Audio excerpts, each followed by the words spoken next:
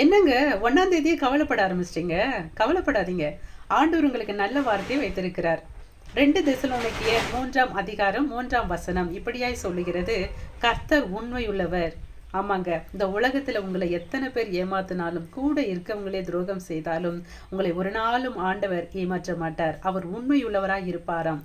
2வது ஸ்திரப்படுத்துவேன் என்று சொல்லுகிறார். ஆமா, உங்க வாழ்க்கை எப்படிப்பட்டதான ஒரு பாழான சூழ்நிலை இருந்தாலும், இருண்ட சூழ்நிலையில் இருந்தாலும், கடினமான ஒரு சூழ்நிலையில் இருந்தாலும், அதை ஆண்டவர் ஸ்திரப்படுத்துவேன் என்று சொல்லுகிறார். அதாவது ஒழுங்குபடுத்தி தருவேன் என்று சொல்லுகிறார்.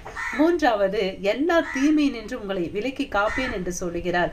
அதாவது உங்களை பொல்லாத மனுஷர்கள் சூழ்ந்திருக்கிறார்களா, பொல்லாத உறவுகள் சூழ்ந்திருக்கிறார்களா, சாத்தானுடைய திட்டங்கள் மறைமுகமாக உங்களை தாக்குகிறதா, அதன் எல்லா தீமையினின்று உங்களை விலக்கி காப்பேன் என்று ஆண்டவர் வாக்களித்திருக்கிறார். உண்மைதாங்க. இது ஒரு மனுஷன் சொன்னா நம்ம நம்பாம இருக்கலாம். ஆனால் உங்களையும் என்னையும் படைத்த கர்த்தாதி கர்த்தர் வாக்களித்திருக்கிறார். அதனிலிருந்து ஒரு நாளும் அவர் மாற மாட்டார். ஏனால் கர்த்தர் உண்மையுள்ளவர். ஸ்தோத்திரம்.